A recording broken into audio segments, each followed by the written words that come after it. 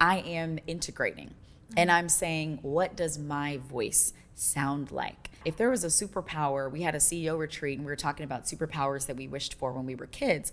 And I asked the table, what's one that you want now as an adult? And mine was the superpower of deciphering, is this my voice or is this someone else's voice? Is this the ego, which to me means society, significant other, parents, coaches, peers, like whose voice is this? That would be the superpower. And so since then I've been practicing that muscle and I realized what helps is to remove the outside voices. I'll say I wouldn't have gotten to this point without all the coaches and the investments I made. I wouldn't have as many lessons to integrate. And so I want to honor and thank every single coach, mastermind, investment. They got me to this point. And I thank all of them. And I think the previous version of Danny who made those investments. And now I get to embody all of that and ask myself, okay, whose voice is this and what do I want?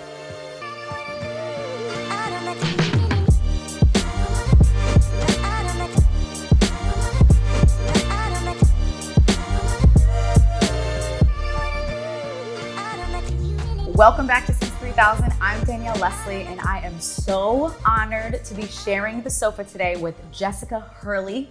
You are going to meet her in just a second. Jessica, producer extraordinaire. She has produced the most amazing podcast for the most amazing people, and I'm so excited to talk to you today. Can we do a cheers? Woo, Thank you for coming. Cheers to you. Yes. Cheers to Since 3000. Absolutely. Cheers to all your success, everything that you've accomplished, and everything that we've got to witness. Thank you. Cheers to you being you and giving us all permission to be ourselves and for that to be our brand. I really appreciate that. Personally, I appreciate that, and I know your audience appreciates that. Thank you. So cheers to you. Oh, cheers. Today's interview is about you. I'm interviewing Danielle Leslie. What? I want to talk about your success, your story. And so I'm switching. So switch. Are you serious? Yes. Oh my God. So I have to start here because this is like a dream for me. And this is my full circle moment of starting a show 4.5 years ago, my own podcast show with the intention of interviewing entrepreneurs because I had 2 failed attempts as an entrepreneur. And when I finally was ready to give it all up, I was like, you know what? I just want to start a show where I interview incredible entrepreneurs and ask them, I get their accolades, I already know, because I chase them, I follow them, I love it. But I want to ask them about the moments they felt the most stuck. I want to know about the moment that they were crying in the car. I want to know about the moment where they were on their knees, they thought they could not continue. And I want them to explain how they got through it because those moments seem inevitable. And someone that had failed multiple times, I was like, how y'all doing this? Because I don't understand. And you were the first course. You were the first digital course I ever watched. And I was like, this woman is incredible. Oh my God. So to be sitting on the couch with you, Oh, I'm having my full circle moment of like interviewing the ultimate entrepreneur, everyone's measuring stick for success. So many women. And I'm interviewing you. So thank you for Thank you this. for sharing that. Oh my God. It's been amazing to work with you. Thank you. Like, so this is amazing. So normally you're behind the camera and you're helping guide. And so I love that, like, I'm just like, what's going to happen? It's going to be magic. I hope so. Oh, yes. There might be a little nerves because this is like this is a big full circle moment for me. Because my favorite thing behind the camera is to pretend to be the audience. I'm like, if someone is listening, because I am the ultimate podcast listener, I love it. I love the art. It's an art form to me. So to sit behind the camera and hear all of it and think, what is the audience thinking? How are they perceiving this? How are they receiving this? And to now sit in this chair with you is fun. Aww. So we jumping in. You ready? Let's go. Deep end. 11 feet? 11. Is that where we at? I don't know. I like it when it's 3,000 so feet? deep, my feet can't touch the bottom. So let's go 3,000 feet. So one of my favorite things about you is that you are... like, people don't understand the level of freedom in which you operate. Like, you are playful, you are free-spirited, you live life. To me, and I say this in all the ways you want to see it, you're like drunk off life. Oh. Like, you be living. You hear me? Like, you be living. You be living. And it is my favorite. And I remember reading this one-liner in a book, and it made me think of you instantly. It was like, the more healed people are, the more playful they are. Wow. And so I was like, man, that is a hightail sign of the work that Danielle has done, is because then you stop judging yourself. Like, really, it's ultimately that you stop judging yourself. Yes. And so when I see you and the way you move, like there's even times where you've called me to do things like dance in public and do that. And I'm like, oh, no. Like I'm not ready for that. And it's where I see that ultimately you have completely stopped judging yourself, which means not completely. We always have our moments, but that you've stopped judging yourself. You've done the work because you are so playful to the point where you allow it to inspire you. And so they also say it's darkest before the light. So in order for you to have gotten to that place of doing the work, and we'll talk about that, you've done so much work. What was that dark night of the soul moment? What was that moment where you were like, life was good until now? It's like a before and after. It's an unforgiving moment of ourselves. Like life was one way in this moment, and then after this moment, I decided to change. What was that moment that sparked your healing journey? Oh, that's good. It's interesting. So I have one moment that comes to mind. And by the way, I love how you articulated that, because I would say my biggest Achilles heel has been the self-judgment. I think only until recently I had the language around it. And then the first iteration of that language was, I'm afraid of what others will think. Until it was actually my therapist who said, are you afraid of what others will think or afraid of what you think about yourself? And I was like, ooh, you're right. Okay. So you articulated it so well. That has been my Achilles heel. And I do feel like freer and like I am building that muscle to just be, girl, just be. You be being. So it was really like a series of moments that were dark for me. One moment that comes to mind is, so I was on this path. I was in a relationship. I had the whole thing. We knew what we were doing. We knew where we were going. The business was going, knew where that was going, had pretty much everything, quote unquote, figured out. And then that relationship ended and it was like a shakeup. And it was like, the universe was like, like, oh, you thought you knew? Oh, you gonna learn today. And it was like, oh, we're gonna put you into this practice of asking, who am I? Who am I? Who am I? So I remember one evening and I was actually doing a trip. And I love going on journeys because what it does is it reaches things that are there and they are beneath the surface and they are influencing every decision we make, how we show up, how we hold back. It's in some of these journeys, and there was this one in particular where I saw it and I felt it. I felt everything that I had been like, pretending wasn't there. And so I remember the resounding story was, you hit your ceiling, you hit your ceiling, you hit your ceiling. So I would say that was probably my darkest moment, because my whole life was one of infinite possibilities. I mean, I was an overachiever. I was like, we could do anything. We could create anything with our word, with our thoughts, with our spirit. And in that moment, I no longer saw a future that I could create. I saw I had already hit my ceiling. I thought it was the end. I was like, nope, we already did the most we gonna do. Like, we're done. And I remember what I saw. One of the visions I saw in that journey was the multiple levels of judgment. So it was so clear to me. I had a visual of me judging myself. And then I was like, wait, but why are you judging yourself? So then I was judging myself for judging myself. And then I was judging myself for judging myself for judging myself. I saw 4 layers of judgment, like visually in front of me. And I felt it. And I was like, ooh, so that's what we've been facing. Okay, got it.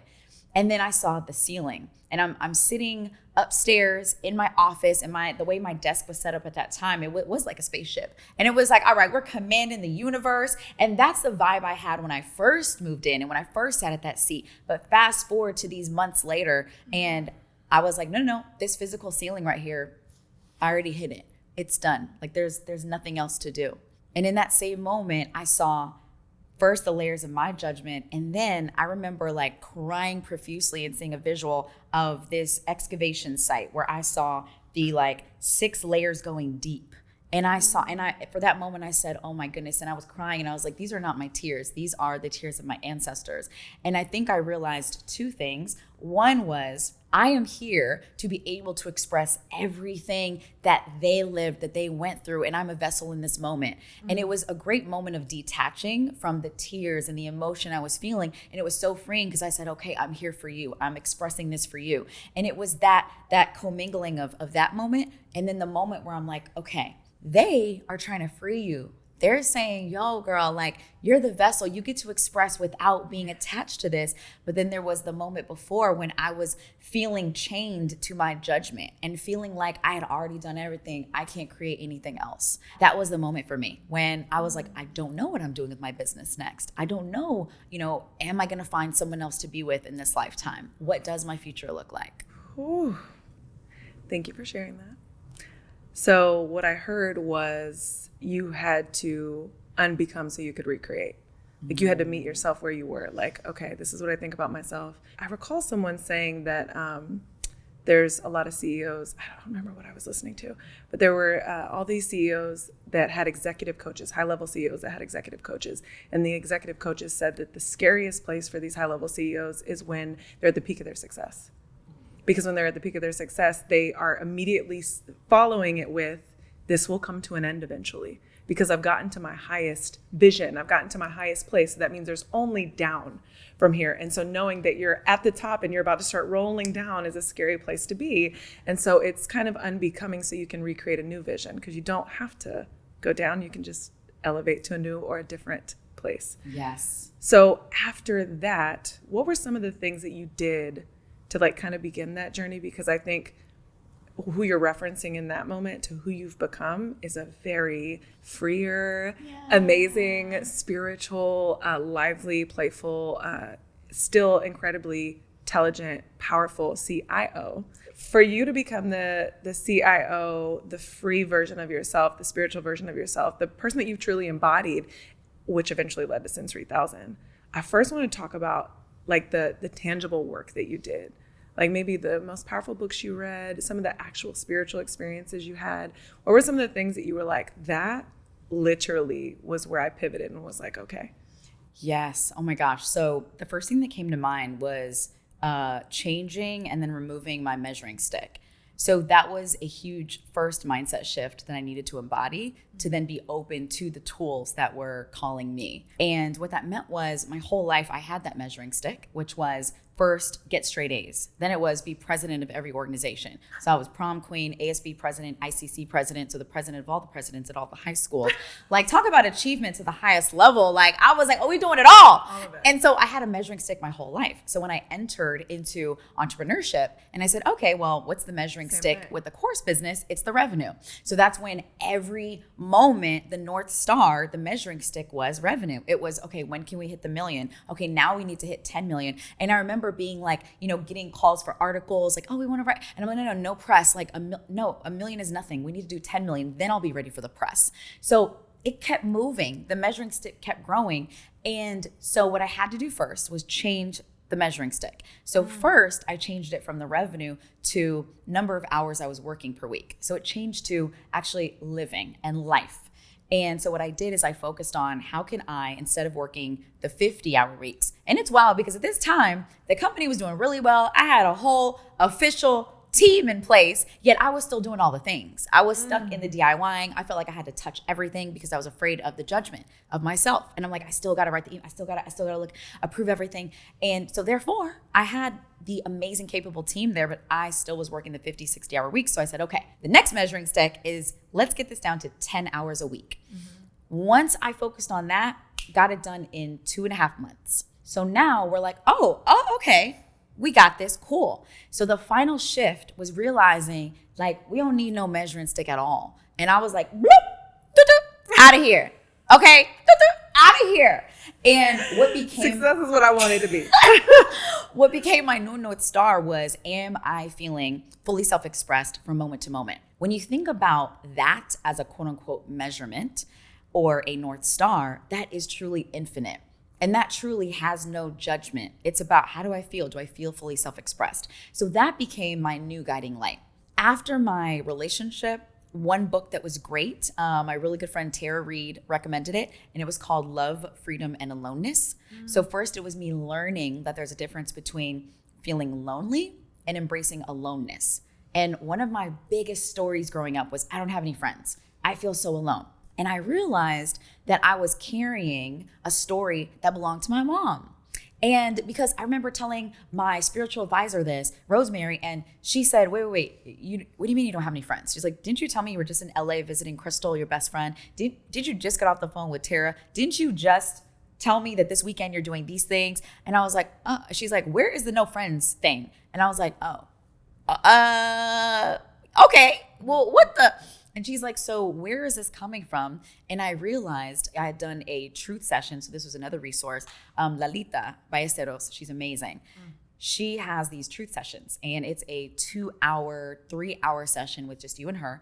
And I had done one. And what she does is she speaks to you, asks you questions for that time. And at the end, she reintroduces you to yourself. So she says, what stage would you love to speak on? And at that point, it was the TED stage. I was like, your girl is on the TED stage. And she said, okay, I'm going to reintroduce you as who I see you as right now. And a part of that was my book that she had envisioned. And she said, the name of your book is I See You and You Belong.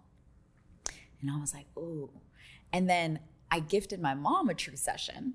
And because she loves learning, this is where I get, she loves learning, and she's like, okay, and she's about the shits. So I was like, okay, mommy, here you go. She did a truth session. I hadn't shared what happened in mine. She did hers, and she told me, she's like, oh, Danny, it was amazing. And yeah, she told me, the name of my book, and the book is going to be called Belonging. And I said, wait. And I shared this with Rosemary. Rosemary said, wait a minute, your book is a message and in response to your mom. You are telling your mom, I see you, you belong. All this time, you have been carrying your mom's story of not belonging. Grew up in Panama, went to American school, never quite felt like she fit in, always talking about, I don't have any friends, I don't know where I fit in. And I took that on, and I really believe that was my story too. As soon as Rosemary said, you are here as a gift to tell your mom, I see you and you belong. That is a gift. As soon as she told me that, I literally felt lighter. So my story of feeling lonely my whole life, I got no friends, listening to that book, Love, Freedom, and Aloneness, and learning the distinction between loneliness and aloneness, I learned that aloneness is beautiful. Aloneness is making friends with yourself. Like the best friend, the biggest love of your life is yourself. And I hadn't realized that. And that started me in realizing, okay, I can surround myself by beautiful things that inspired me. This painting, the tulips, people like you, people like Helen. Hey, shout out to Helen. Right?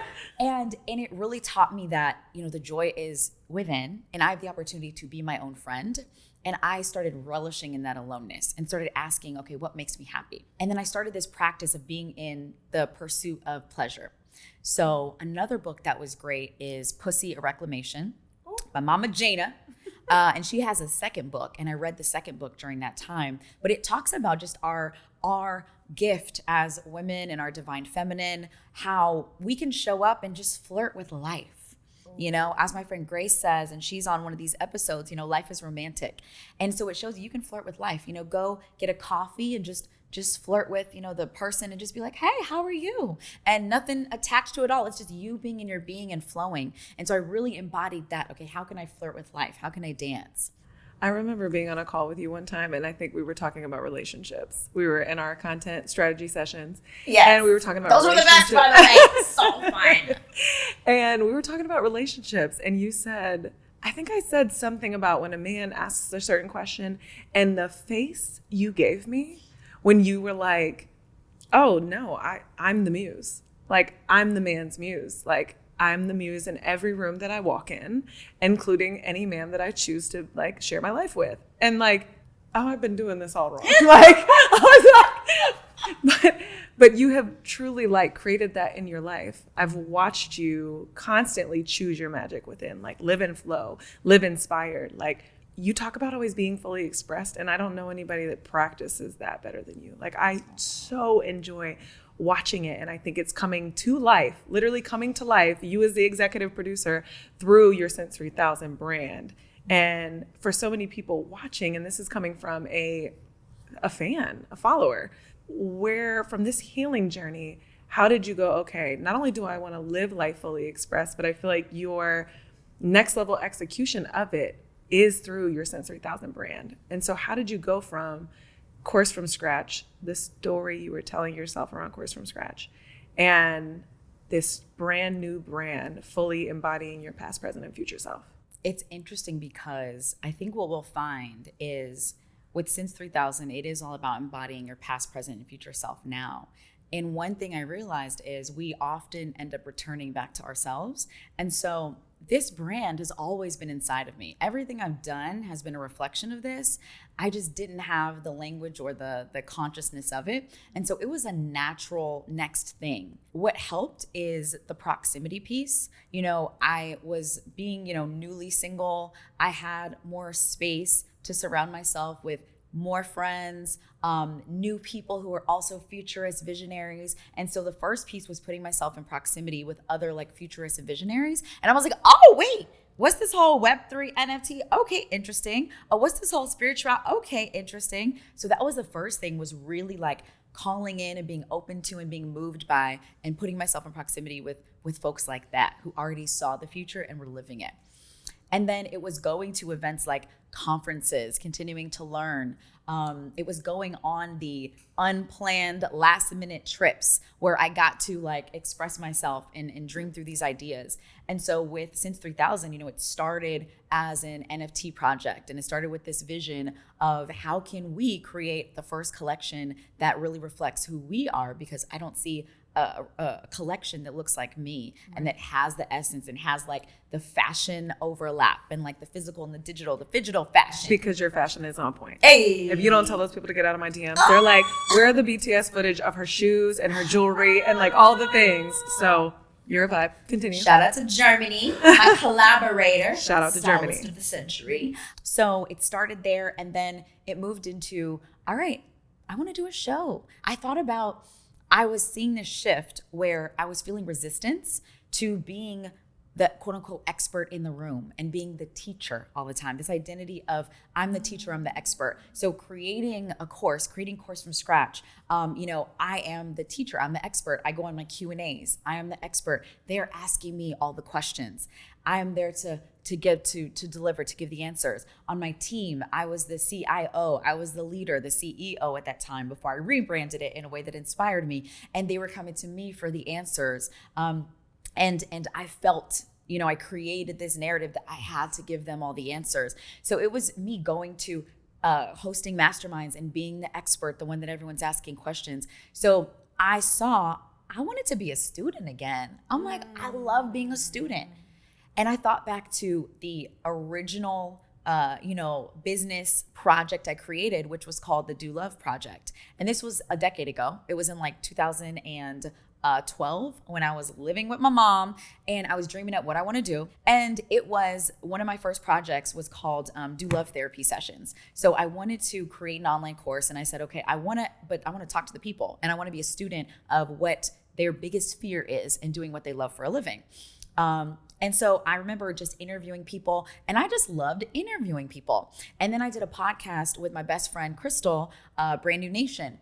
And this was a decade ago. I was like, girl, if we would have kept doing that thing, we would have been I know, we should have kept going, but it's okay. The people that started 10 years ago, locked in. Right? Locked in. But it was so much fun. Like, we got to be students. Like, we would say, who do we find interesting and fascinating? Let's bring them on the show. So we had Zim on there. We got to ask her about travel hacking and how she's creating this cool life for herself. We had Ariel on there, who had just gotten cast on a reality show, but really made it her own and was like breaking down all the barriers. Like, we had so many amazing people on there. We got to ask them, Jabari, how are you doing these R&B colors parties? How is event businesses an actual business? How much are you making? How much are you taking home?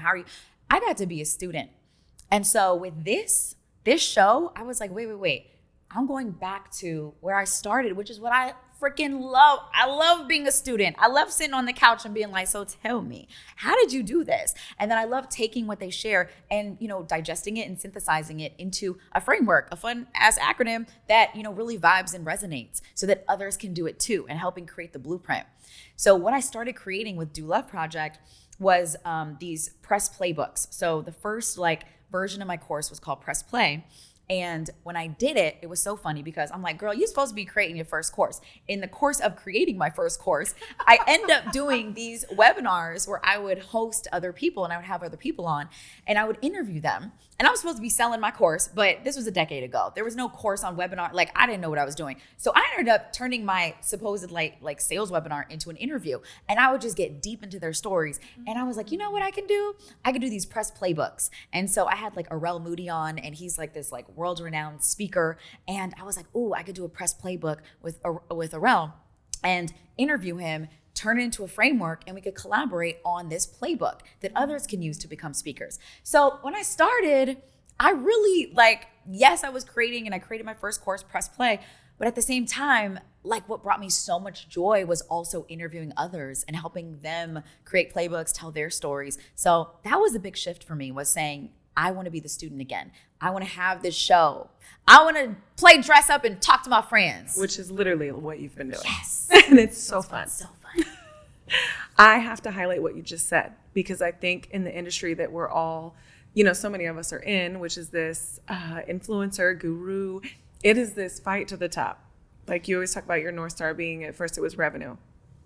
I think people, when they start making a significant amount of money and a significant amount of impact, for you to say that you wanted to become a student again, I think is so important to highlight the purpose behind that. Because to me, and when you really get down a lot of these books we read, right, when you go on this journey, they talk so much about the intent, and Gamal, your guest, talked about this as well, of building wealth, building something, whether you love it or not, killing it, crushing it, making enough money, either exiting or making enough money to invest it in something else.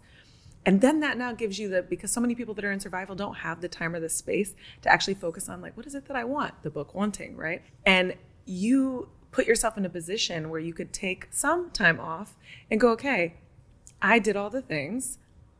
I'm evolving. I can feel my identity shifting, and I want to be a student again, because maybe I don't know what that next thing is, but I can feel myself no longer identifying with Course from Scratch Danielle, no longer this high achiever, perfectionist, and you still are incredibly talented and you kill it every time. But saying, okay, I want to be more fully expressed. I want to be more free. And what is this going to look like for me? And then being a student of it and being a student of yourself. I think there's so much ego out there, and people just don't stop long enough to go, okay, what's next? And let me sit in that. And so my question for you is, there was a process that came with that. And Gamal talked about this. Was there ever a time in being a student again where your ego got in the way, where you were like, I'm not achieving enough right now. I'm not doing enough. I'm not being seen enough. I'm not, where you had to kind of self-check, self-audit? I think one very recent moment is when I was thinking about this show, and I found myself getting into the same pattern of if this, then that. So when we have the show and my Strengths Finder, have you done Strengths Finder, Clifton Strength? Oh, so good. So when I did Strengths Finder, my top ones, my number one was futurist. You literally live there. That's where you live. That was my number one. And so that means I'm motivated by what could be by the future. The second one was activator. So that is when you can make a roadmap that goes from point A to point B. And then the third one was maximizer. And that's when you think about, how do we maximize every situation? So that's amazing. And also what I found is it became limiting for my self-expression. It became limiting for that question of who am I and what does fully self-expressed me look like? So when creating the show, my mind automatically went to what comes after. What's the opt-in? What's the call to action? What's happening? Like, where are we sending people so we can maximize the opportunity? And I was about to build I was like, oh, we building a whole new platform. It's going to be this. Yes. It's going to cost this. I had the timeline, the spreadsheet. Here's what we're about to do, monthly recurring revenue. And I talked to my business manager, and he said, I want to have you try something on, because he's very spiritual as well, which is really dope. And we can go months without talking, and he will say what I have been feeling. And I'm like, ooh. So he said, where I see where you are right now is that it's dark. And you've talked about this. You've said like, I don't know what's happening. I don't know what's there. And he said, it's dark for a reason. Like, before any of this was created, it was dark. It's calling you to create what's next. You're not going to create in the light. It needs to be dark because it's waiting for you to build. And he said, when you think about early civilization, the East Coast was developed. You had New Jersey, you had New York, those colonies were developed. There was nothing out west. There was nothing out there. Like, you needed to go and build it. He said, I find you going back to the East Coast, to those early colonies, because that's where you feel grounded. That's where you feel safe. You think, I've got to create this another business. Like, this is what I need to do. And he said, I want to invite you. I want you to know that you don't live on this earth. You're not supposed to be a part of the colonies. You're not supposed to be in the house. You want another planet. You're supposed to go out west. It's supposed to be dark where you are because you're here to create, bring the light and create what's next. And he said, so what if with this show, you see where it goes? If you have a quote unquote plan for it, and you have, okay, step 1 is this, and then it's going, and then how are you allowing what's really like beyond your comprehension gonna happen? How are you allowing The Rock to see you? Dwayne Johnson, he's amazing. How are you allowing him to see your show and be like, I want to partner with her? If you already have it figured out when you're sending people over here. And so everything you're doing is narrow-minded because you're like, we got to structure the show in a way that takes people here. We got to say this because they need to go here. The Rock ain't going to be messing with that. He going to be like, oh, okay, cool. No. Or I want to be a guest on her show because it looks so much fun. Ooh, okay. Because the Fully Expressed Danielle is fun. Wow. She's a party starter. She's literally a blast. And so for them to watch and be like, that looks like so much fun. And she looks so different. And I want to be a part of that. The optimizing, maximizing, perfectionist Danielle would not have. And I saw you go back and forth in that process. You were there for that. Yeah, I was there because I remember the text message. And I was like, we got off a call. And it was when you hit me with the curveball. And you were like, Plot twist. Going back to everything that we said we weren't doing. And I was like, wait. And then I said, okay, I'm going to go with the flow. And then you found it on your own. I almost said something and I was so happy. And then I was like, nope, I'm going to. And then one day you text me and you said, am I overthinking this? I'm thinking that I have to maximize and sell this and make it the best thing and the best opportunity for my audience and all the things. Am I overthinking this? And I was like, yes. I was like, I wasn't going to say it, but yes. The version of you that I see now in this space is you're doing exactly your strength finder. You're doing exactly what you're called to do. And where this is going, we don't know. And I always say, God gives us like slight previews or visions that only are meant for us. And it's literally for us to just obey or commit to, because his vision is so much bigger than anything we can conceptualize. Mm-hmm. We are narrow-minded in the fact that we cannot conceptualize what he can conceptualize for us. So sometimes it's just, here's a little snippet, which was probably your original podcast idea, which is I just want to have fun with my friends. I want to go back to remembering all the fun I had in these interviews. Yes. And then you got caught up in what's made Danielle successful, your original story.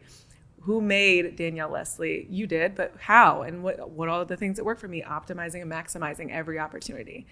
And so you went back to that. And then I was like, but what I see in this for you and what you know, like your business manager said, was you're going to lay the foundation. You're going to lay the future for what's next for so many people through this show. You're going to be like, this is where we're going. Women are now investing in NFTs. Everyone can have their, like, you're literally laying the foundation for what's next. The first time I came here and met you and heard you talk about all this stuff, I was like, I had my moment that you had of a new ceiling. I was like, oh, the ceiling is new. Like the ceiling has lifted. Because hearing you talk in where you live, which is 3,000, I was like, oh, new ceiling, new place. Like I have had it all wrong. Take it to the next level. What ceiling? I mean, we've never even heard of a ceiling. Correct. Like, what is that? You have none. Like you're past the moon and beyond. The stars, that's where you live. But hearing you in that space was what helped me elevate. And so I was like, I've been known stay the course, Danielle Leslie. Like you're taking me to the next level. And so you operating in that space has been, I've watched you resist the journey and then embrace it. And the more I see you in here, the more I'm like, oh, there's something so big coming. It's so massive. It's your bigger big. Yes. So this one is for your audience because, let me be selfish. This is for me. And then if this resonates with you, you're welcome. I love it. This is for me. So 3.5 years in entrepreneurship, like I'm literally a toddler, right? I think about a child. Like walking, can function, fully self-function? No, not really. Like needs some assistant, needs help, and needs to constantly be empowered and motivated, right? So 3.5 years in entrepreneurship. And there are days where I'm Beyonce. Like, you can't tell me shit. Yes. Money's coming in. I am in the like dancing in the car. Give me all the sales calls. Watch me work, baby. Yes. And you get this vibe of like, this is the rest of my life. Oh yeah. Yes. The way I feel right now. Oh yeah. Me for the rest of my life. Yeah, I'm gonna feel like this forever. You're literally invincible. Nothing could stop me. Yes. Just kidding. And then y'all know this one. Then you find yourself crying, packing a bag because you think tomorrow you're gonna have to go live under a bridge. Because nothing makes sense. Yes. I remember being at Ask Live with Ryan Levesque, and he was like, why do entrepreneurs always think when we have a bad month that we're immediately going to have to go live under a bridge? Yes. I was like, oh, that's absolutely the case. So you're packing your bag and you're like, my journey's over. This was not meant for me. I was not created for this. I have failed miserably. Now I have to go tell my mom and all the people that doubted me that they were right. So let me prepare my death of the ego over here story, my letter, right? Yes. We talked about your dark night of the soul, which was personal, but for your business, did you ever have the I'm gonna pack my bag moment? Like, I can't pay and I'm talking about deep, like, because we said dark night of the soul is usually a breakup or like it's a renowned identity moment. For business, it's like, I can't pay my staff. Or I thought that investing $100,000 in that was gonna work and it did not. So I'm not as smart as I thought. Like, what was this cry in the car moment for your business for you? Oh, wow. So I'm big on investing in coaching and mentors. I remember my friend Anna from Homemade Cooking. Shout out to Anna. She's amazing. And she would joke with me and be like, yo, I be joking with my husband. Like, I've never met anyone who spends so much on herself. And when I say herself, it's not on the shoes of the purses. It's on a coach. It's on a program. It's on a learning situation. Exactly. You can have my money. Okay.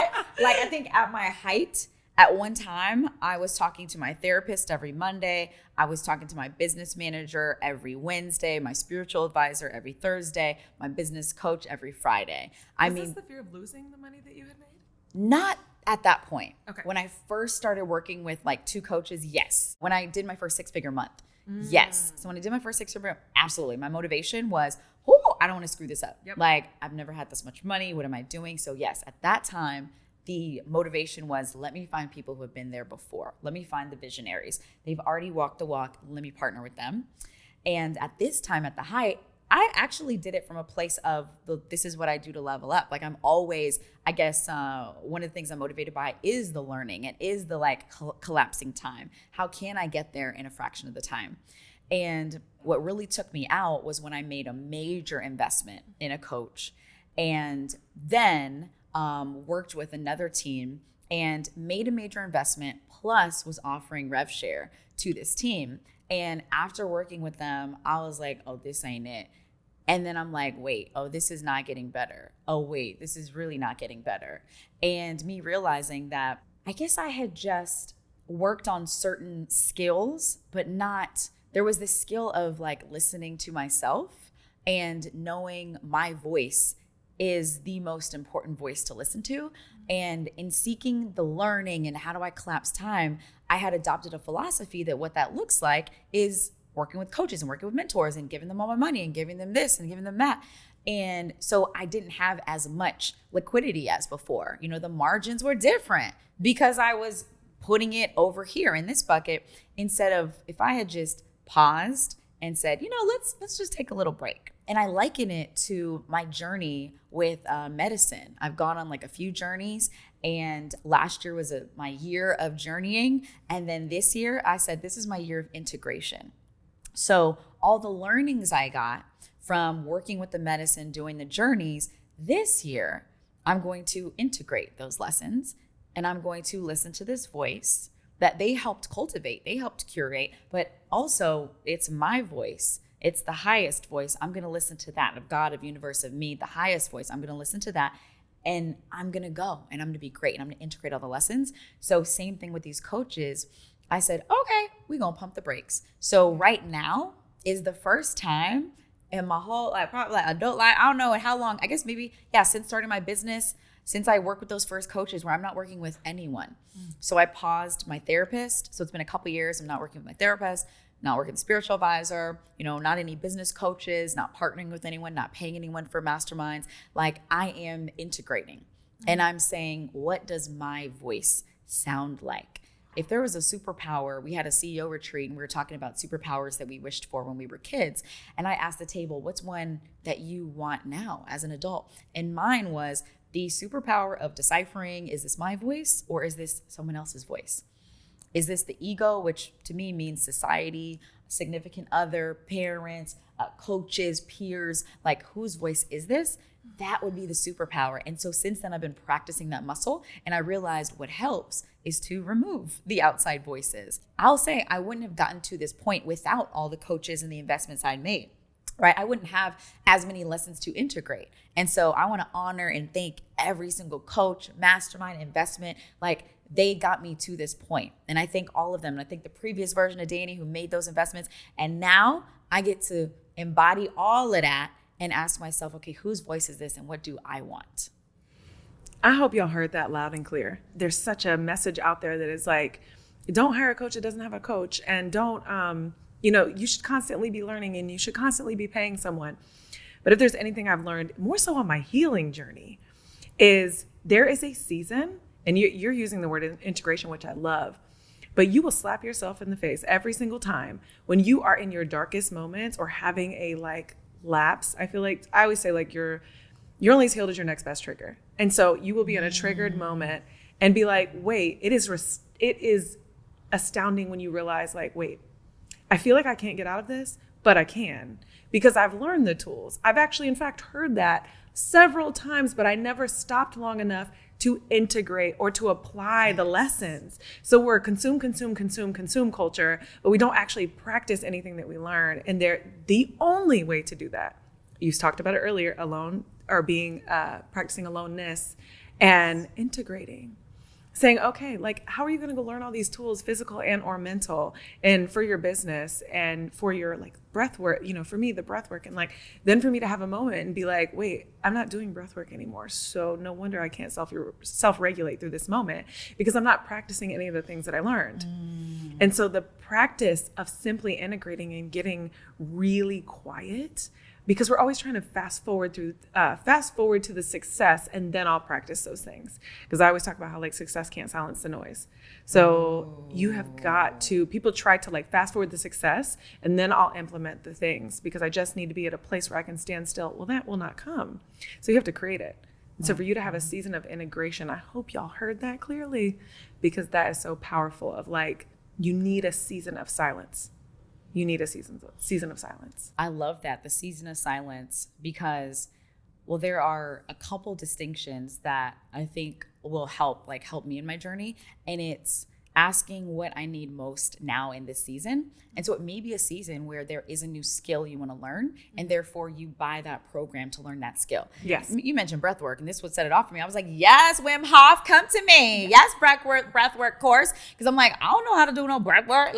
So that is a skill in which I would invest in a program, and I would learn that. And then there is the other type where it is the coaching, where you are entrusting and hoping that this person is asking you the open-ended questions that allow you to go inside of yourself, as opposed to projecting onto you what their version and definition of success is. Oh, a CEO is not supposed to do anything. A CEO is supposed to outsource everything. You're supposed to be out. You're supposed to do. And it's okay, maybe some of these things, but not all of them. And you get lost in doing that. So I think definitely making that distinction of, okay, what do I need most now? Investing in that. The season of silence, what that made me think of is even a day-to-day practice of the silence. So that would be, what Deepak Chopra calls the gap. It's Dr. Joe calls the space in between, but it's the meditation. It's the even, if you're just sitting, listening to music, what messages are coming through. But yeah, that has been so big for me, creating that on a micro level and a macro level. Your journey is my favorite. And the way your brain works is my favorite. Oh. Okay, get your drink because we're going to have some fun now. Ready? Okay. Because to get to ask Danielle, we doing shots? What we doing? No. I mean, that sounds like fun though. I was going to tempt you to see if you would take it. After 2 more solo episodes, absolutely. Hey. No, but to ask you to time travel. You really embrace this course from scratch to Since 3000. You're totally embodying this. To me, you're fully embodying this right now. There's a next level after that. I had to it's like, you always tell me this, there's a new big boss, right? So like the Mario game, it's like we get there and we're like, we did it. And we went down the tunnel and then out comes this new land. And you're like, wait, the boss is bigger. Like, wait, I wasn't ready. Big boss. And I remember for me, it was changing the name of my show. So like 4.5 years, I was the stranded phase. And to be crying in a hotel room in Miami on the balcony and being like, why do I feel so unaligned? To get to the moment of like, wait, I'm marrying this story. Like I'm literally marrying the idea of being stuck when I'm literally not anymore, other than in my mind. Wow. So like I'm embracing these stories to feed an audience that I fed when I was stuck. Well, I'm not stuck anymore, but I'm keeping this story in my head. So what does the new me look like? And that was embracing Rich in Real Life. Come on, Rich in Real Life. Y'all better follow and subscribe. Better get these gems from Jess. But rich in real life, like being rich in everything. It was community, connection, spirituality. From the stranded phase to rich in real life. Yes. Ooh, I love it. Because that was my birthday theme. And you inspired that. No way. You inspired that. When you talked about the birthday party, when you told me that story about your freaking birthday and that Helen threw you this party and it was themed, I literally called my girlfriend the next night and I was like, okay, listen to this story. And I was like, and I was having my 33rd birthday and I had just went through my most transformative year ever in my life, like my dark night of the soul, like crying in a bathtub, all the things. And I was like, okay, I'm coming out of that now. And I want my birthday to reflect like my new year. I want my birthday to be my new year. And I was like, what? And she was like, okay, well, what is the phrase? And it just came so fast, like rich in real life. Because there's all these influencers and gurus and the flashiness, all the things that brought me joy and got me out of a dark place were sisterhood. It was connection. It was being rich in spirituality. It was being rich in faith. It was being rich in just like fun and finding things that brought me joy and just like, and then when you are in that state, in that spirit, the money comes. Oh yeah. So it's like, then you get to be rich. So congrats, like being rich. It's already there. It was waiting for you to open your arms and catch it. Exactly. It's like being in the money machine, you know, when it flies up all the money. I mean, literally, like that's what we're living in moment to moment, and we don't realize it. Like we are in the money machine at every moment. There is money flying around everywhere. Energy, and all we got to do is get in there and catch it, grab it. So, what is 10 years from now for Danielle? Like, what does that look like? Time travel. Where are you? What are you doing? Are you married? Do you have babies? Definitely all of those things. So I recently went to celebrate my sister's birthday. Our friend Amira threw like a celebration for her at the Museum of Ice Cream. And there so was cute, by the way. Oh, it was thanks. So cute. Yeah, we got in the ball pit. We took little photos with our glasses on. It was fun. And there in the Museum of Ice Cream, there's like a prompt, like a wall of prompts. And the prompt said, what is your biggest dream for this year? And so Amira was like, why don't you go first? And I said, it's to be engaged. And she was like, oh, wait, what? And I think she was expecting a business goal and all of that. And I said, you know, I know that the business goals are going to happen. I know all of those things are going to happen. The demonstration of my biggest personal growth will be me attracting, connecting, and solidifying a relationship with a person, because that will mean that I have truly gotten out of my own way. Because something I realized recently is I do struggle to receive love. I'm the first to be like, 6 feet and not even know I'm doing it.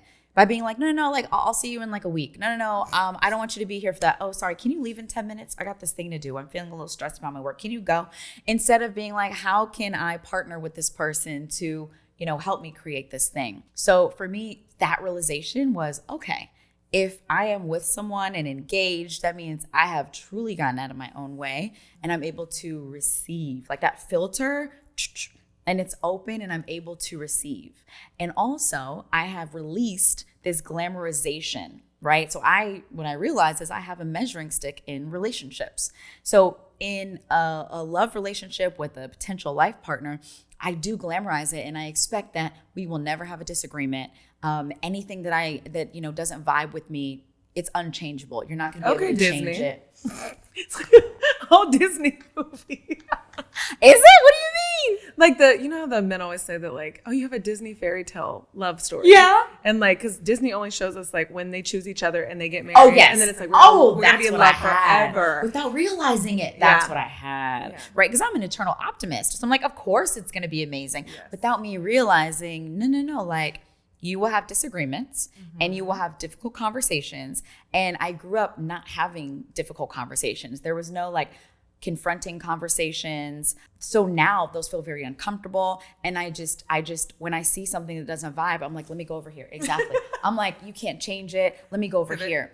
So now I've learned the practice of, okay, let's have a conversation. Oh, you are willing to change those things, which is so weird coming from me because I am a growth mindset type of person. I'm constantly improving and I attract others who are constantly improving and who value self-awareness. So why on earth didn't I believe that this person could make a commitment to say, oh, I can create the possibility of showing up in this way instead of that way? For that to happen even, in the next year would be huge. So when we fast forward, we time travel, she already living. 10 years from now, Danny's already living.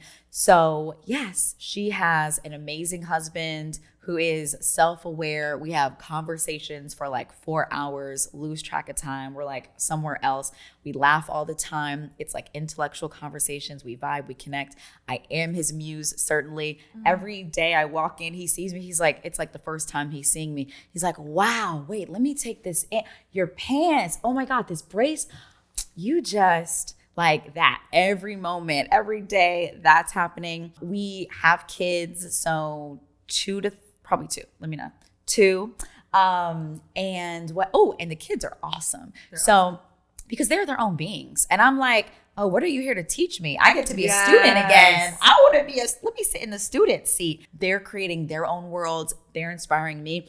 I'm fully in play. So we probably have homes in different parts of the world. Maybe. So I love London for maybe like 4 months of the year. You know what I'm saying? Like a spring, summer situation. So potentially spending some time there. Love New York. So definitely have a main home here. Most likely with a lot of greenery and some version of homeschooling with the kids. Potentially, unless we can find a school that really like aligns with our values. I've always had this vision of like my friends also teaching my kids. So we do a summer camp or we do like a quarterly camp where all of my amazing friends, you gonna be there. You there right now? I'm in. Okay, y'all are there too. My son's grown, he'll babysit. Oh yeah, I love it. That's right. He's old enough to babysit at this point. Okay, get him a job. Yeah, he's babysitting. And we're paying top dollar. Yes. You watch these babies. You know what I'm saying? So we're doing a summer camp and you're helping them. You're interviewing them on the podcast. You're helping them create their own show. Helen is leading them in like a visualization exercise. Like, what do you want to release in this moment? So what do you envision? Right? Dallin is there and he's showing them how to actually like they can produce their own show. And so some of the kids are producing while some of them are learning from you and being on the podcast. Sean is there teaching them how to tell stories. Robert is there and he's showing them how to perform and show up and maybe produce their own kind of TV show. We've got all the friends there. They doing all the things. Tara is teaching them how to build an app and also teaching them how to dance and be fully self-expressed through dance. That is what I see for my kids, whether it's quarterly, but some kind of learning experience that is really pulling in my community. Because that's where we came from, was communal living. And then we isolated ourselves and we're like, oh, let's live in this box with only the 2 of us and try to struggle and make it work and force a parents to move or invite them to move to where we are to help out. Like, nope, taking it back to the community. And realizing that friends are family. So bringing them in. By then I have, books out. I have shared a lot of like my mindset, my quotes. I've done a lot of writing. I write almost every morning. I wake up and I do my morning pages. I'm still doing a show in some form or fashion. Like perhaps I do a tour and I go to these different locations so we can world school the kids. They can see these different places. And while I'm there, I interview really interesting people. I might be studying something in particular. So one of the things I like really wanted to do was I was like, oh my God, it'd be so cool to go back to D school. So Stanford has the design school and learn about design because design is under everything, right? I mean, everything, like not only furniture, but how do we design communities? How do we design buildings for maximum colliding of different personalities, different people? So maybe I've like gone and studied something. One other thing I wanted to do was like, I was like, wouldn't it be dope if, and it was almost like, I was like, okay, if I was a student again and I was in college and I was designing my dissertation, what would that look like? And if they gave me like a budget for it, okay, or not, I just made it myself because that's what we do. The money's everywhere. Catch it. Everywhere. Okay, we got the budget for it. Pull it in. So it was a project where I would go to the schools with the top educational programs and not rated by like a weird metric stick, but actually like qualitative education, like out of the box, like learning the mindfulness meditation, the coding, because it's not about learning the coding. It's about learning the mindset that it's okay to fail. If you think about coding, you put in some things and then you click refresh, and then you open up the page and see what it looks like. And if you didn't quite get it, you're like, okay, let me go back and let me just change this character and refresh it. And I learned that in my web design class in college. And I'm like, oh, this is a great practice in just like taking risks and failing and knowing it's okay. You can iterate as you go along. And then having that logical thinking that if this, then that reasoning. Okay, if I do this, then this will happen. So, like studying the schools that are doing that, interviewing the principals, interviewing the top curriculum designers in those programs and finding out and going and being on the campus and being like, ooh, the design of the campus is so that the playground is in the center of the campus. So when they walk to their classroom, they need to walk through the playground. So they have a sense of play and there are things they can interact with so they can be in motion and be in their body and, collide with a friend and do a quick dance or there's a dance session. I was like, that'd be super dope to just study and interview these people and figure out, okay, what is leading education look like? What are the new, edges of that? So perhaps I'm doing something like that. And my show is showcasing that, where I get to interview them. And, perhaps it's on Netflix or it's on Discovery or OWN. Shout out to Robert, because you already had your show. You gon' just slide me right in there. You feel me? Jasmine too, with your children's show. Oh, that's another thing. My kids are being also raised through my friends and the things my friends have created, because Jasmine's children's show is going to help raise my kids. That's going to be the new, Blue's Clues, Gullah Gullah Island, whatever, fill in the blank kids show, Sesame Street, Mr. Rogers. And they get to see a woman who looks like their mom teaching them these practices that we didn't learn. So my kids are going to be raised by my friends and the people I've even had on Since 3000 on this show. I see all of that and more. You painted this vision for me and I saw so many things. I saw, like, when you said this, I was like, okay, we're doing you'll have a podcast room. So just like the sex room, you'll have a podcast room. Oh, yeah. It's Since 3000 Studios. The Since 3000 Studios. Oh, yeah. Absolutely. And then like Robert talked about with a sanctuary. Oh, and the sex room too. Sorry. So we have both. They're sex not the room, same. podcast room, they're not the same. No, they're not. Because that's not an easy transition. So those toys and tools are different. So you have the sex room and the podcast room. You have your Since 3000 Studios, where you can help other people produce their content as well. Because now you've literally created, this sounded like a university, because you surround yourself with people that constantly inspire you. So you have everyone readily available around you that you're like, they could inspire it. Not only do they inspire me, but they could inspire my children. They could continuously inspire my life. And I can surround myself with this on the constant in my sanctuary. I was like, oh my God, I can see all of this. And then one of my favorite things about some of the most popular podcasts is when they don't try to be someone else, when they say, here's where I'm at, and here's the journey I'm going to take you on. And if you intend on going through these seasons with me, you'll grow with me. And so taking them from where you are now at the beginning of Since 3000 to saying, okay, in 10 years, we'll have Since 3000, but you'll be 10 years forward with me, where I'm interviewing people about the design and the art and the way in which they create things on a whole nother level, because that's where I'll be in my own personal life. People love to trek that journey with you. So I saw a lot for you. Thank you for asking me that question. You're welcome. I love it. I've never asked all your guests. Wow. So I had to ask you. I didn't know that was inside. You know what I'm saying? You need to be asked so you can reveal. So thank you for giving me the space. You get inspired by everyone else's future. And that's where you live. So I was like, I got to see this. I have to see this. And so before we get into Tell the Truth, I have to just take a moment to give you your flowers. And you have inspired me so much from afar, but just doing life with you in the last it's been about a year. Don't be telling on me now. For the short time that we've worked together, I have to give you your flowers for a couple things that you just really put into perspective for me on another level. One, you broke the ceiling. So ceiling is completely different. In your mind, it doesn't exist. In my mind, it was on my forehead, and I needed it to get out of the way. And so watching in the way in which you operate really broke the ceiling for me. Two, I read The Power of Proximity in every book that I ever embraced. But to see the way in which you do it, you took that shit to another level. And it made me take it to another level, because you don't even realize that you are so committed to, I don't know that it's being inspired or what it is, but you make sure that your team, everyone on your team, is really bringing something to you, that they elevated a level that which you aspire to be at. Yes. Your team, your friends, the people and the influencers that you associate yourself with, you take Power of Proximity to the next level. Because to me, when I would read Power of Proximity, I'd be like, oh, go to conferences and pay for masterminds. Got it. Like, just force yourself to be in rooms that you're uncomfortable in. But you make your life by design inspiring, which is like, you make sure your proximity is always in the future. So that was, I have to give you your flowers for that.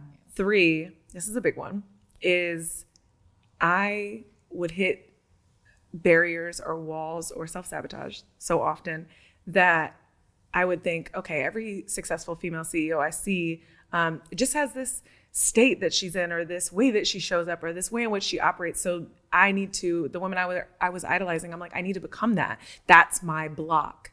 And being around you and seeing that not only is your brand you totally being, but you stay feminine and soft. And that was so inspiring for me, because I was like, and I say this in a way, but I was like, I don't have to be this bad bitch to be like, I mean, I'm gonna be a bad bitch. Okay, but no, I'm gonna be a bad bitch. I'll be a bad bitch. Okay. But like, I don't have to be this assertive, aggressive, demanding woman to stand out in my space. I can just be more of me and allow the people to come. And you being fully you and being feminine and soft, but just fully expressed while doing it, made me like, oh, I don't have to change. I just have to be more of who I am. Yes. More of who I am, and allow myself that space. And I think the 4th, there's so many things I could go on for hours, but the 4th thing I have to give you flowers for is just, you are wildly successful. Like, you are my measuring stick. You are my measuring stick for success. And so knowing all the success that you've had and still seeing how you love people and how you show up for people, I hate using the word humble, but you love on a different level. The way you allow people in your space, like, you know, you said all these coaches are like, you know, outsource. Like, I had coaches like, don't ever let people in your car. Don't ever let people in your home. When you do this, when you do that. And like, you're like, no, come in my house. Like, let's go to dinner. Like, all these things that I saw you do with your clients and your students. And I was like, you literally just trash all the stereotypes in the best way, where you're like, no, I'm going to do this way. And I was like, okay, I do get to do business the way that I feel the best doing it, or else why the hell am I doing it? Like, you inspired in less than a year. I have to give you your flowers for those things, because you changed the way that I did business and the way I showed up personally in a lot of ways. So, thank you. And I can only imagine what you've done for a lot of your listeners. Oh, wow. So I hope you receive that. I do. All the way. You make it very easy to receive it. Ooh, you really do. Yeah, you like create that. a safe space for people to receive it and to show up in that like receiving energy. And you give it so generously and genuinely. You make it easy. Okay, so your inspiration, your tattoo, is tell the truth, which I love. Because I used to call myself like the queen of vulnerability. Like, I was so inspired by Brene Brown. Like, I was like, hey, this journey might be shit at some time, but I'm gonna tell everybody. I don't care. I'm not gonna sugarcoat anything. Y'all gonna see it like it is. Hide your wife, because we go in there. You getting the truth. Like, it is what it is. No, I almost failed today, and I cried, and it was hard, and it's giving fuck this shit. Excuse my language. So I love that no matter how successful you become, tell the truth is at the center of your world. So you've asked every single one of your guests, so I insist on asking you, what is your most recent truth, or what is something that you are working to tell yourself the truth about? I have something coming up for me. It's this breakup letter. Should I share about the breakup letter? Oh, you sipping your tea. Let's go. All That's right. a truth. Let's go. Okay. So I was on a trip, and on that trip, it came in and I said, oh no, I'm dating someone. And I said, we got to break up.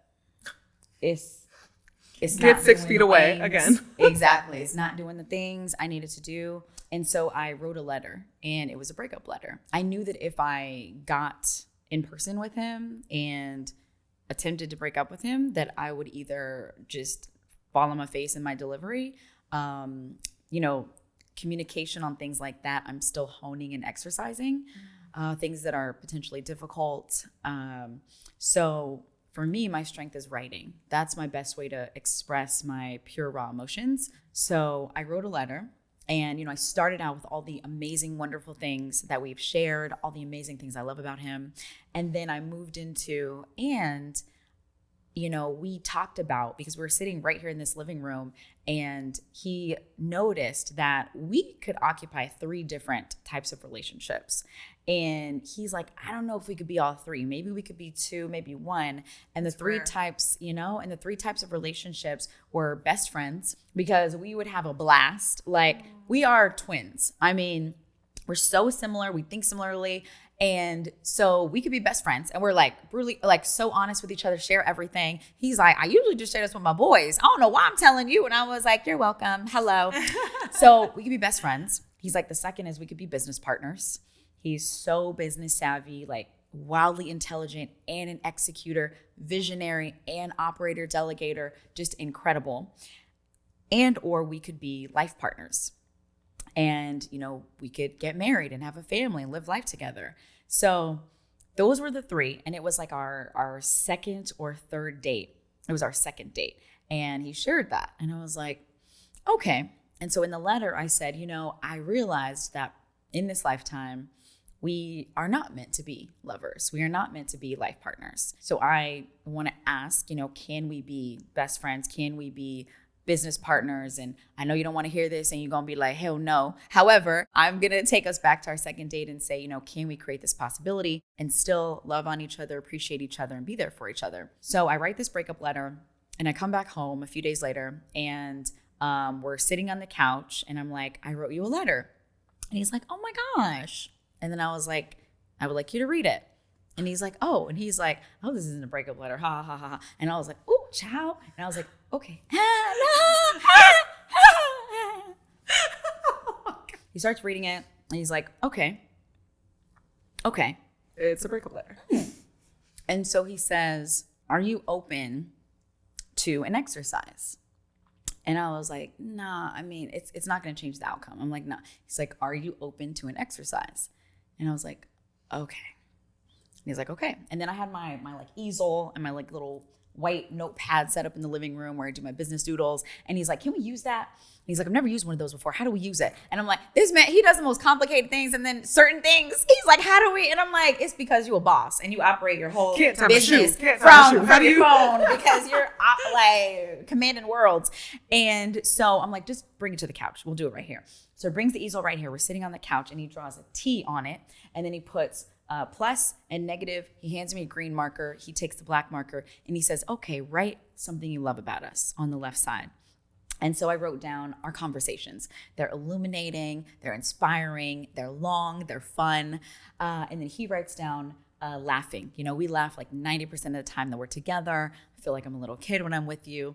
And then I paused us, and I was like, okay, if we keep on this, we're going to end on the negative note. So maybe we should shift to the negative side and write down what are the gaps we see in the relationship. So then I write mine down, and it's something that, we both shared that we need to work on, that I see as an ingrained part of my personality, my personal reality. And so to me, this is like almost like unchangeable, because I'm like, I mean, this is me and that's you, and we can't change this. We can't fix this. So I was like, boop, boop, there it is. And then he writes one, and then I write one. And then he's like, I can't think of anything else. And then I'm like, well, I got a few more if you're cool with that. And then, and I'm like, okay, cool. And the important thing about this exercise that I learned is it was easy to, sometimes we look at the symptom, and we could have written down symptoms when in reality there's a root cause. There's like a root, whether it's a way of being, right? And so what I told him, I was like, let's make sure, because I was about to write something. I was like, oh, hold on, no, that's a symptom. That's not the root cause. And it's not about the symptom, because if we don't address the root cause, then it's going to show up in a different way, in a different symptom. Yeah. So we were really careful about, okay, what are the foundational root causes that might be a part of our personality, things or that seem personal reality. unchangeable. Exactly. So did that. And then this side, the plus side, was way long. Okay. And so we sat there. He's like, okay, let's take a look at this. And he's like, all these things, I'm going to change them. And he's like, and I'm not changing them for you. I'm changing them for me, because actually you're the first woman who has called me out on this. Like, you're the first woman who has said, yes, you're ambitious. And also I noticed that you can be dissatisfied that you're not there yet, and project that pressure onto others. Other women have, glorified me for my ambition and didn't realize, like, there's also this dissatisfaction that was coming with it. So I want to change that. Thank you for calling that out. And whether we're together or not, I'm going to change that anyway, because that's in service of my highest self. And what I found was the things we wrote down on the quote unquote negative side were things that were really in service of us as individuals in becoming our highest selves. It wasn't me not you choking on your letter. Right? Exactly. Oh, okay. Okay, got it. Exactly. So he committed. He's like, I commit. Consider it done. It's already transformed. And I was like, are you? He's like, yeah. And I'm like, okay, well, I'm willing to change this one, sort of. But yeah, I can. And I was like, but yes, I commit to this one. And that was it. And he's like, okay, can we create? So we did break up. That's the catch. We broke up with that version of our relationship. He said, your breakup letter was perfect. We broke up with that version of us. And now we're inviting in, and we are welcoming the new version of us in this new relationship that we're creating. So what I realized is there is this belief I had that if it feels difficult, I will not have the conversation about it, and instead I will run away. And I have met someone and been in spaces with someone who is not afraid of that. And he's like, let's talk about it. Lay it out. Put it out on the table. Let's talk about it. Let's excavate it. And I will be self-aware, and I'll name it, and then I'll work on improving it. And he invites me to do the same, holds me accountable, and says, is this in service of your higher self? What does that look like?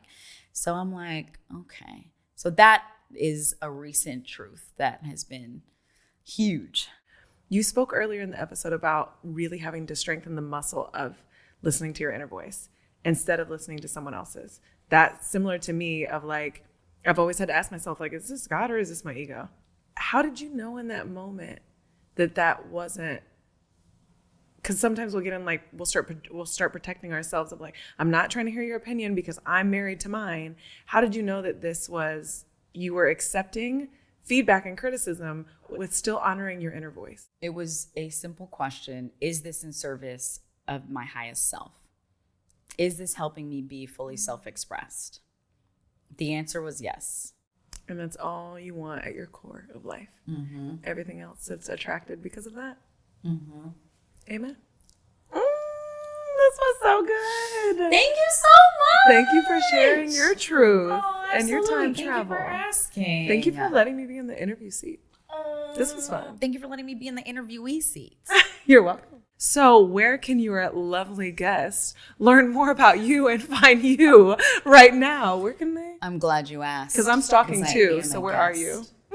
You can find me at since3000.com, right here where you are listening to this and or watching it, and on Instagram at Danielle Leslie or at since3000.co. Thank you. Thank you.